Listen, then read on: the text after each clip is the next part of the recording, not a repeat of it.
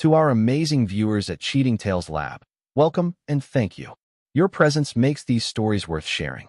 We'd love to hear, which part of the world are you joining us from? Let us know. Now, let's dive into today's story. Chapter 1. The Perfect Facade. William Billy Thornton stood on the wraparound porch of his Victorian home, watching the sunrise paint the sky in shades of amber and gold.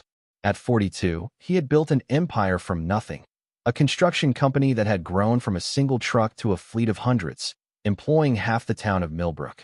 His calloused hands, scarred from years of manual labor before success found him, gripped the coffee mug tighter as he spotted the familiar silver Mercedes pulling into his driveway.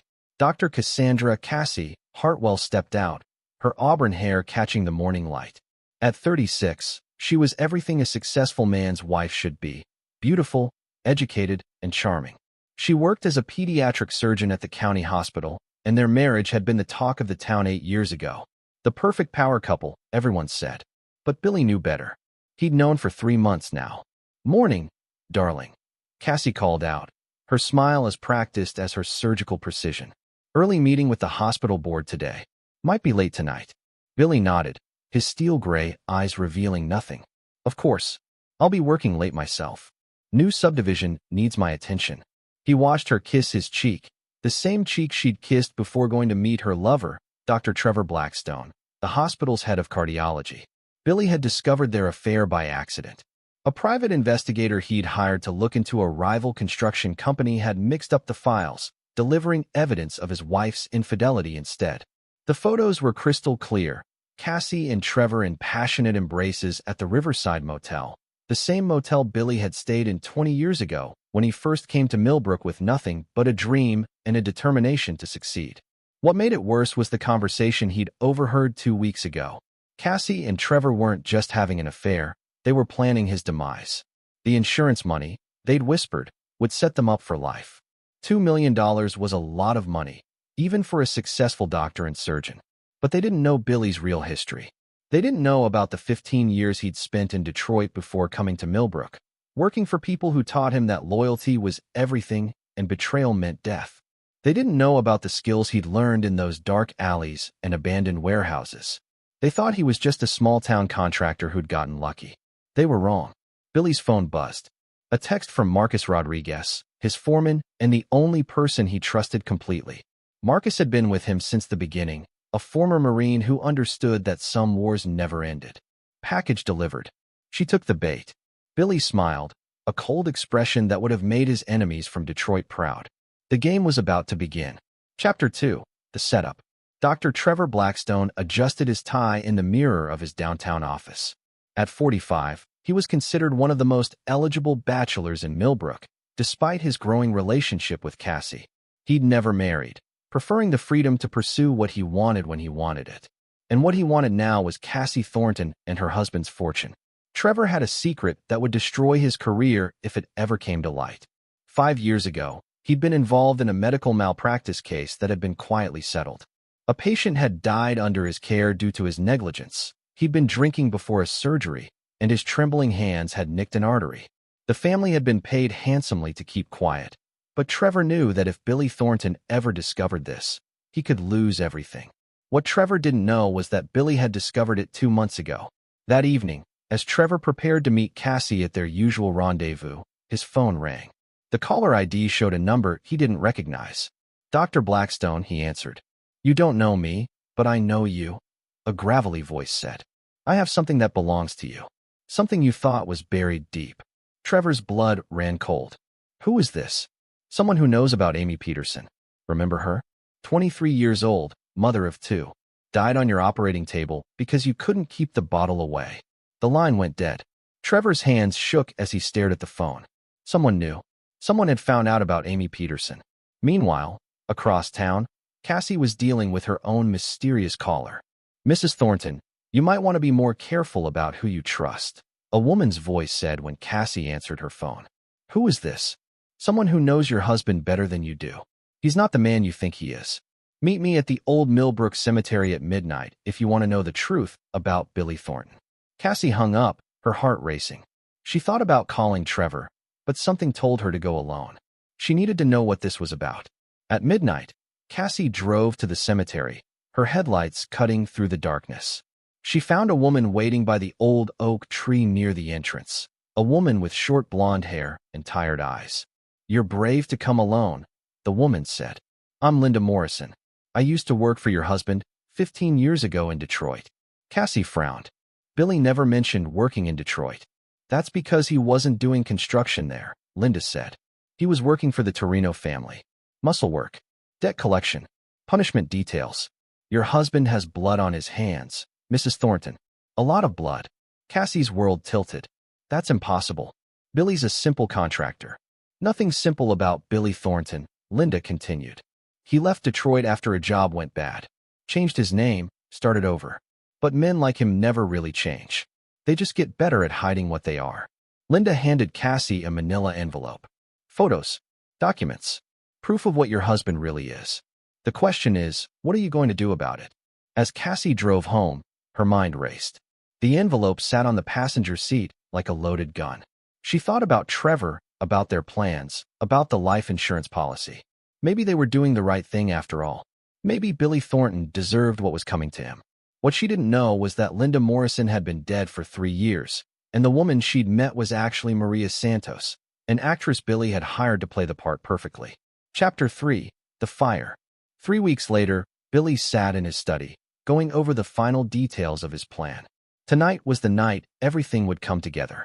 His parents, Eleanor and Frank Thornton, had arrived that morning for their monthly visit. At 75 and 78 respectively, they were the only family Billy had left, and they adored Cassie. "She's such a wonderful girl," his mother had said over dinner. "You're lucky to have found her." Billy had smiled and agreed, knowing that by tomorrow, everything would be different. The plan was elegant in its simplicity. Cassie and Trevor thought they were the masterminds, but they were merely pawns in Billy's game. He discovered their plan to stage a house fire, kill him and his parents, and claim the insurance money. What they didn't know was that Billy had been feeding them information, guiding them toward this exact scenario. At 11:47 p.m., as Billy lay in bed pretending to sleep, he heard the subtle sounds of movement downstairs. Cassie was executing their plan, but with a twist she hadn't anticipated. The fire she was setting wouldn't spread as expected. Billy had spent weeks fireproofing certain areas of the house, creating safe zones where he and his parents could wait out the flames. The smoke detectors had been disabled, just as Cassie had planned, but Billy had installed hidden backup systems that would alert the fire department at exactly the right moment. Not too early to save the house, but early enough to save lives and preserve evidence. As the fire began to spread through the ground floor, Billy moved quickly. He drugged his parents' evening tea with a mild sedative, not enough to harm them, but enough to keep them calm and compliant. He gathered them from their room and led them to the reinforced safe room he'd built behind his study, a room Cassie didn't know existed. "What's happening?" his father asked groggily. "Just stay calm, Dad. Everything's going to be okay," Billy said, helping them into the hidden room. "There's oxygen in here, and the fire department will be here soon. I'll be right back." Billy returned to his bedroom and activated the hidden cameras he'd installed throughout the house. Every angle was covered. Every moment was being recorded. He watched as Cassie moved through the house, spreading accelerant and setting fires. She was thorough, he'd give her that. But she was also sloppy. She left fingerprints on the gasoline can, and she didn't notice the tiny cameras recording her every move. When she reached the basement, Billy's trap was sprung. The electrical panel she was sabotaging wasn't connected to the main power, it was a decoy. The real electrical system was safely isolated. As she tried to cut the wires to make it look like an electrical fire, the cameras captured everything. The fire department arrived exactly when Billy had planned, finding him unconscious in his bedroom. The paramedics rushed him outside, where he played the part of the shocked husband perfectly. "My parents," he screamed, fighting against the paramedics. "They're still inside. And Cassie, where's Cassie?" But Cassie was already gone, having escaped through the back of the house. Within an hour, she was on television, tears streaming down her face as she spoke to a CNN reporter who had happened to be in town covering a different story. "He cut the fire alarm wires," she sobbed. "Billy must have done it. He wanted the life insurance money. He's been acting strange lately, talking about money problems. I never thought he'd hurt his own parents." Billy watched from his hospital bed, where he was being treated for minor smoke inhalation. The performance was perfect. Cassie had just sealed her own fate. Chapter 4. The Arrest. The arrest came at dawn. Billy was still in the hospital when Detective Ray Morrison and his partner, Detective Janet Cole, walked into his room with handcuffs. "William Thornton, you're under arrest for the murder of Eleanor and Frank Thornton and the attempted murder of your wife, Cassandra Thornton," Detective Morrison said, reading him his rights. Billy didn't resist. He'd expected this. It was all part of the plan. "This is insane," he said, playing his part perfectly. "My wife is the one who—" "Save it for your lawyer," Detective Cole interrupted. "We have evidence that you disabled the smoke detectors and cut the fire alarm wires. Your wife barely escaped with her life." As they led him away, Billy caught sight of Cassie in the hospital corridor, still playing the grieving wife. She was good, he'd give her that. But not good enough. Billy's lawyer, Theodore Ted Grayson, met him at the county jail. At 62, Ted was an old-school defense attorney who'd handled some of the biggest cases in the state. He was also one of the few people who knew about Billy's past in Detroit. "They're charging you with 2 counts of first-degree murder and 1 count of attempted murder," Ted said, settling into his chair across from Billy in the visitor's room. "The evidence looks bad, Billy. Really bad." "How bad?" "They found accelerant residue on your clothes. The fire marshal determined the fire was deliberately set." "And your wife?" Ted paused. "Your wife is very convincing on television. Half the country thinks you're a monster." Billy smiled, the same cold smile he'd worn on his porch that morning 3 weeks ago. "Ted, I need you to do something for me. I need you to hire a private investigator, someone discreet, someone who can dig deep." "Billy, we don't have time for—" "We have all the time in the world," Billy interrupted. "Trust me on this. I want you to investigate Cassie's background.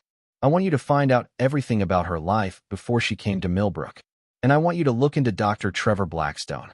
Ted frowned. "Trevor Blackstone? The cardiac surgeon? What does he have to do with this?" "Everything," Billy said. "Just trust me, Ted. I'll fix everything." The next 3 months were hell. Billy sat in a county jail cell, watching as his wife played the grieving widow on every news channel. She was everywhere: Oprah, Ellen, CNN, Fox News. The story had everything: a wealthy contractor, a beautiful doctor wife, elderly parents killed in a fire, and accusations of murder for insurance money. The media painted Billy as a monster, a man so greedy that he'd murder his own parents for money. Cassie was the victim, the brave woman who'd escaped the killer's trap. But Billy wasn't worried. He spent his time in jail reading, exercising, and planning. He'd faced worse odds in Detroit. He knew that patience was a virtue, and revenge was a dish best served cold. Meanwhile, Ted Grayson was working. The private investigator he'd hired, a former FBI agent named Patricia Wells, had discovered something interesting about Cassie's past. "She's not from Oregon like she claimed," Patricia reported to Ted. "She's from a small town in Montana called Clearwater. And her name isn't Cassandra Hartwell. It's Cassandra Mitchell." "Mitchell?" Ted frowned. "Why would she change her name?" "That's where it gets interesting," Patricia continued. "Cassandra Mitchell was married before. Twice. Both husbands died in suspicious circumstances. House fires, both of them." Ted felt his blood run cold. "Are you telling me?" "I'm telling you that your client might be married to a serial killer," Patricia said. "And I'm just getting started." Chapter 5. The Investigation. Patricia Wells spread the files across Ted Grayson's desk like a hand of cards. Each file represented a dead husband, a destroyed life, and a pattern that was becoming horrifyingly clear. Husband number 1, Robert Mitchell, age 34, died in a house fire in Clearwater, Montana, 6 years ago, Patricia began.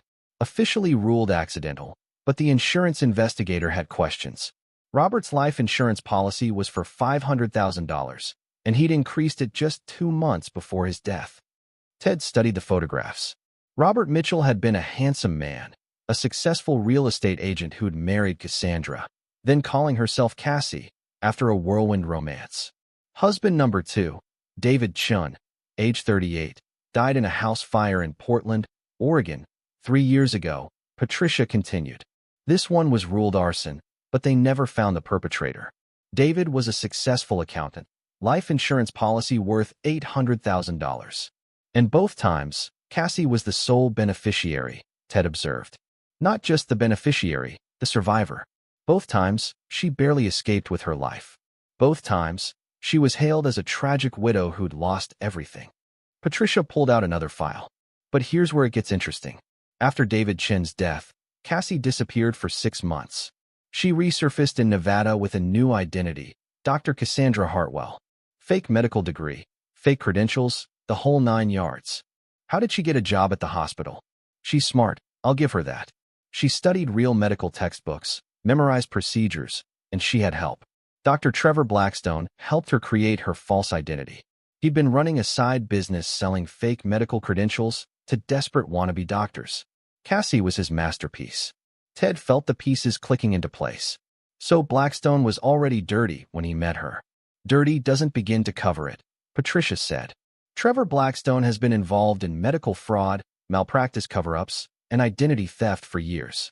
He's the one who helped Cassie create her new life, and in return, she became his partner in crime. What about the third husband? Billy mentioned 3 previous husbands. Patricia smiled grimly.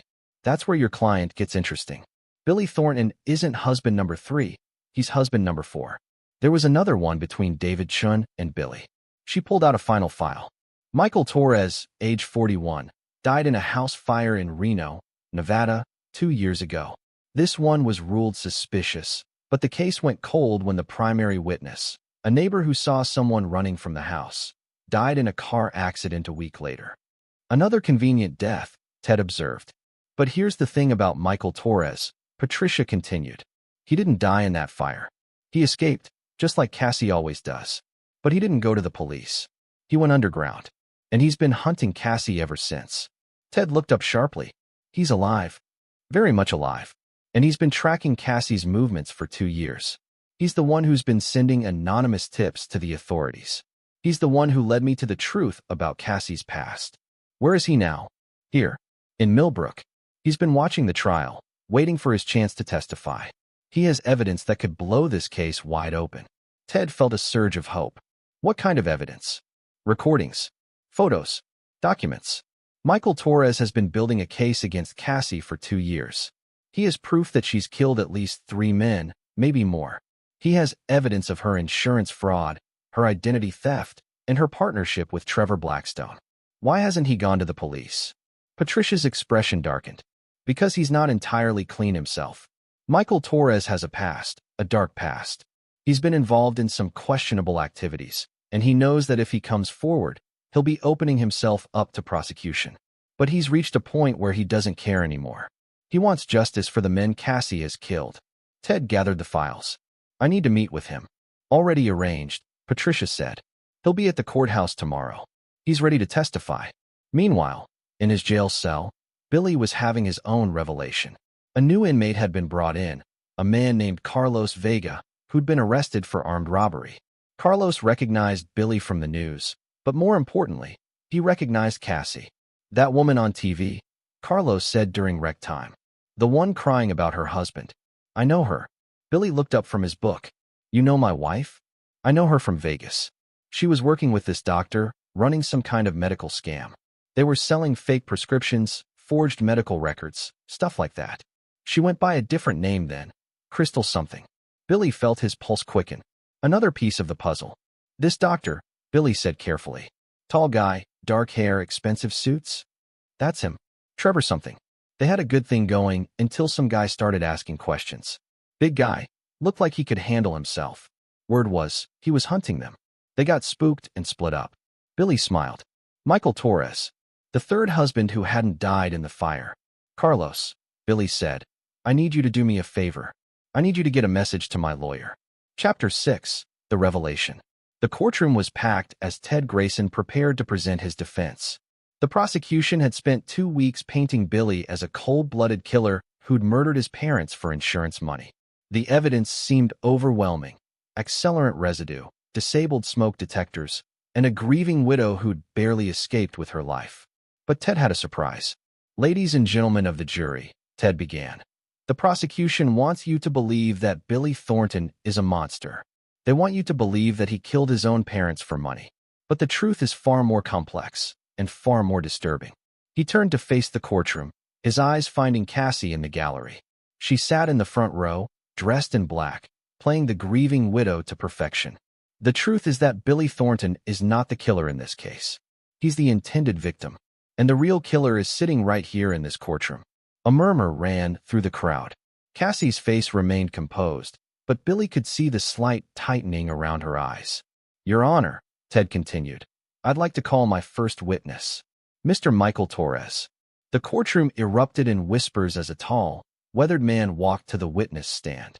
Cassie's face went white, but she quickly composed herself. "Mr. Torres," Ted began, "please tell the court your relationship to the defendant." "I don't have a relationship with Billy Thornton," Michael said, his voice steady. "But I have a very personal relationship with his wife, Cassie. You see, Cassie was married to me before she married Billy. I'm husband number 3. The courtroom exploded in noise. The judge banged his gavel repeatedly. "Order. Order in the court." Ted waited for silence before continuing. "Mr. Torres, the court records show that you died in a house fire in Reno, Nevada, 2 years ago." "That's what Cassie wanted everyone to believe," Michael said. "She set that fire just like she set the fire that killed Billy's parents. But I survived, and I've been hunting her ever since." Michael's testimony was devastating. He described in detail how Cassie had murdered her previous husbands, how she'd faked her own medical credentials, and how she'd partnered with Trevor Blackstone to create new identities and defraud insurance companies. "She's a serial killer," he concluded. "She's killed at least 4 men that I know of, and she would have killed Billy too if her plan had worked." The prosecution tried to discredit Michael, painting him as a desperate man seeking revenge. But Ted had more witnesses. "I called Dr. Patricia Wells to the stand." Patricia presented her evidence methodically, the false identities, the insurance fraud, the pattern of house fires. Then came the bombshell. "Your Honor, I have security footage from the night of the fire at the Thornton residence." The courtroom watched in stunned silence as the hidden cameras revealed the truth. They saw Cassie moving through the house, spreading accelerant, setting fires. They saw her disable the smoke detectors and plant evidence to frame Billy. But the most damning evidence was yet to come. I also have recordings of conversations between Cassie Thornton and Dr. Trevor Blackstone, recorded in the weeks leading up to the fire.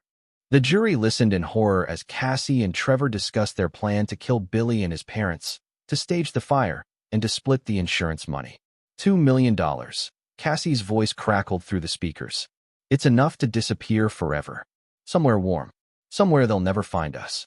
"What about the old folks?" Trevor's voice asked. "Collateral damage," Cassie replied coldly. "They're old anyway. We're doing them a favor." The courtroom was silent as the recording ended. Several jurors looked sick. Ted's final witness was the surprise of the day. "Your Honor, I call Billy Thornton to the stand." Billy walked to the witness stand with the confidence of a man who'd been waiting for this moment. He looked directly at Cassie as he was sworn in. "Mr. Thornton," Ted began, "did you kill your parents?" "No, I did not." "Did you set the fire that destroyed your home?" "No, I did not." "Did you disable the smoke detectors?" "No, I did not." Ted paused dramatically. "Mr. Thornton, did you know about your wife's plan to kill you?" Billy's eyes never left Cassie's face. "Yes, I did." The courtroom erupted again. The judge banged his gavel. "Mr. Thornton, if you knew about the plan, why didn't you go to the police?" Billy smiled, the same cold smile that had terrified his enemies in Detroit. "Because I wanted to catch her in the act. I wanted to make sure she couldn't hurt anyone else. And I wanted to make sure she paid for what she'd done to those other men." "So you set a trap?" "I set a trap," Billy confirmed. "I knew she was planning to kill me and my parents. So I prepared. I fireproofed parts of the house. I installed hidden cameras. I created a safe room where my parents and I could wait for the fire department. I let her think she was in control, but I was always one step ahead." Ted nodded. "And your parents? Are they really dead?" Billy's smile widened. "My parents are very much alive. They're in protective custody, waiting to testify against the woman who tried to murder them." The courtroom erupted in chaos as Cassie jumped to her feet, screaming, "You son of a bitch. You set me up. You planned this whole thing." The bailiff moved to restrain her as she continued screaming. "You're just like the others. You think you're so smart. Well, you're not. I killed them all, and I would have killed you too." The jury had heard enough. They convicted Cassie on all charges. Chapter 7. The Reckoning. The sentencing hearing was a media circus. Cassie had been convicted on multiple counts of murder, attempted murder, insurance fraud, and identity theft. The prosecution was seeking the death penalty. But Billy wasn't satisfied with a legal victory. He wanted something more personal. 3 days before the sentencing, Billy received a visitor in his jail cell. A man he hadn't seen in 15 years, Vincent Torino, the son of his former boss in Detroit. "Billy boy," Vincent said, settling into the visitor's chair. "You've been making headlines." "Vinny," Billy replied. "Didn't expect to see you here. Your wife's case has been all over the news. My father's been following it. He's impressed." Billy raised an eyebrow. "Impressed? You played it perfect. Set up your enemy, gathered evidence, let them hang themselves. It's art. What does your father want, Vinny?" Vincent smiled. "He wants to offer you a job. The old job. You come back to Detroit, work for the family again. This time as a partner, not just muscle." Billy considered the offer. After everything he'd been through, the idea of returning to his old life had a certain appeal. But he had unfinished business in Millbrook. "Thanks, but no thanks," Billy said. "I've got my own plans." "Your funeral," Vincent said, standing to leave. "But if you change your mind, you know where to find us." After Vincent left, Billy received another visitor, Ted Grayson. "The jury's back," Ted said. "They've reached a verdict on the sentencing. And life without parole. She'll die in prison." Billy nodded, but he wasn't satisfied. Legal justice was one thing, but true justice was another matter entirely. That night, Billy was released from jail, all charges dropped. The real evidence had exonerated him completely. As he walked out of the courthouse, reporters surrounded him, shouting questions. "Mr. Thornton, how does it feel to be free? Mr. Thornton, will you be seeking damages from your wife? Mr. Thornton, what's next for you?" Billy ignored them all. He had work to do. His first stop was the county hospital, where Dr. Trevor Blackstone was still working, apparently believing he'd avoided prosecution. Billy found him in his office, packing boxes. "Going somewhere, Trevor?" Billy asked, closing the door behind him. Trevor looked up, startled. "Billy, I heard you were released. Congratulations." "Thanks. I hear you're leaving town." "Yes. Well, after everything that's happened, I thought it would be best to make a fresh start." Billy moved closer. "That's funny. I was thinking the same thing. A fresh start. But first, I need to tie up some loose ends." Trevor tried to back away, but Billy was faster. The skills he'd learned in Detroit hadn't faded. In 30 seconds, Trevor was unconscious, and Billy was dragging him toward the service elevator. 3 hours later, Trevor Blackstone was found in his car at the bottom of Miller's Creek, the victim of an apparent accident. The police ruled it a suicide, a man overwhelmed by guilt over his involvement in a murder conspiracy.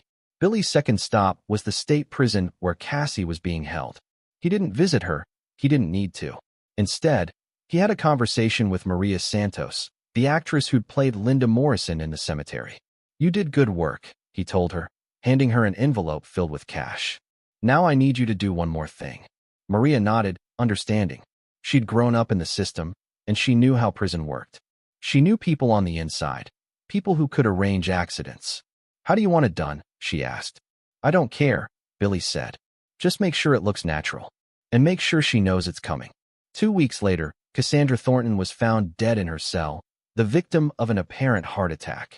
The prison doctor ruled it natural causes, stress and guilt, he said, had taken their toll. But Billy knew better. He'd used his connections to ensure that Cassie's final days were filled with terror, knowing that death was coming, but not knowing when or how. Chapter 8, The Cleanup. With Cassie and Trevor dead, Billy turned his attention to the others who had betrayed him. The list was short but significant. First was Detective Ray Morrison, who had been too eager to arrest Billy, too willing to believe Cassie's lies without conducting a proper investigation. Billy had discovered that Morrison had gambling debts and had been taking bribes from local criminals to look the other way. Billy didn't kill Morrison. That would have been too obvious. Instead, he arranged for Morrison's gambling debts to be called in all at once by some very unpleasant people. Morrison lost his house, his car, and his pension trying to pay them back. He ended up working as a night security guard at a shopping mall, disgraced and broken. Detective Janet Cole was more difficult. She was honest, but she had been Morrison's partner and had gone along with the rushed investigation. Billy couldn't justify killing her, but he could make her life difficult. He arranged for her husband's construction company to lose several major contracts, forcing the family into financial hardship. It wasn't death, but it was justice. The media had painted Billy as a monster, so he decided to give them what they wanted. He held a press conference, standing in front of the burned remains of his house. "Ladies and gentlemen," he began, "I want to thank you for your interest in my story. For months, you've portrayed me as a killer, a man who would murder his own parents for money. You were wrong." He paused, letting the words sink in. "But you weren't entirely wrong. I am a killer, just not the kind you thought." The reporters leaned forward, sensing a story. "I killed in self-defense. I killed to protect my family. And I killed to get justice for the men my wife murdered. In Detroit, they call me the ghost. I thought I'd left that life behind, but sometimes the past catches up with you." The reporters were scribbling furiously, but Billy wasn't done. "To anyone who might be thinking of crossing me, of betraying me, of hurting the people I care about, I want you to understand something. I am not a forgiving man. I don't forget, and I don't leave loose ends." He turned and walked away, leaving the reporters shouting questions behind him. The story made national headlines. Billy Thornton, the mild-mannered contractor, was revealed to be a former enforcer for the Detroit mob. The story was sensational, but it served Billy's purposes. It sent a message to anyone who might be considering crossing him in the future. Marcus Rodriguez, his loyal foreman, had stood by him throughout the ordeal. Billy rewarded that loyalty by making Marcus a full partner in the construction company. Together, they expanded the business, using Billy's reputation and connections to secure larger contracts. "People respect strength," Billy told Marcus as they surveyed their latest project, a shopping center that would employ hundreds of local workers. "They fear weakness. As long as they respect me, we'll do business. The moment they stop respecting me." He didn't need to finish the sentence. Marcus understood. Billy's parents, Eleanor and Frank, emerged from protective custody healthy and proud of their son. They'd known about his past. They'd known all along. They'd also known about Cassie's true nature, but they'd kept quiet, trusting Billy to handle the situation.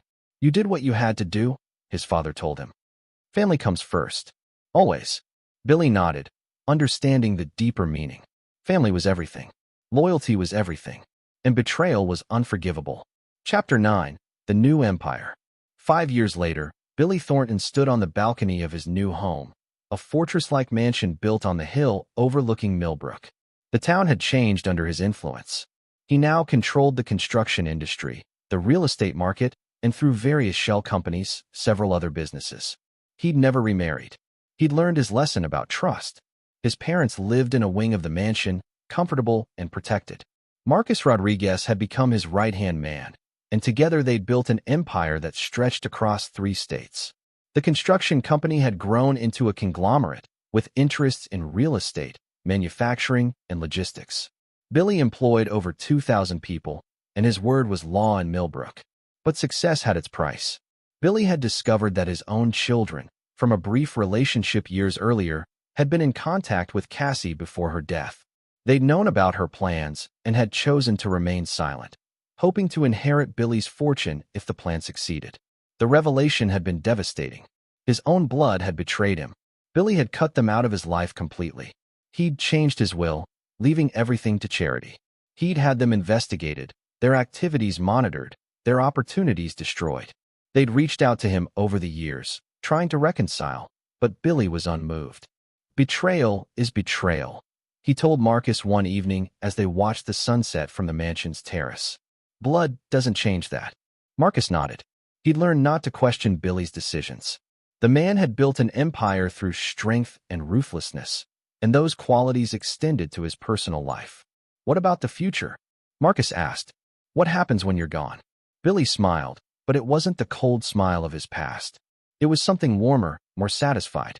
"I've been thinking about that. The business will go to you. The money will go to the people who've been loyal. The workers, the families who've stood by me. As for the rest," he shrugged. "Let them fight over the scraps." That night, Billy received a phone call from Vincent Torino in Detroit. "Billy boy," Vincent said, "I heard about your business expansion. Impressive work." "Thanks, Vinny. What can I do for you?" "Actually, I'm calling to do something for you. We found something you might be interested in." Billy raised an eyebrow. "What kind of something?" "Records. Documents." Seems your late wife had more secrets than you knew. More husbands. More murders. Goes back 15 years. Billy felt a familiar chill.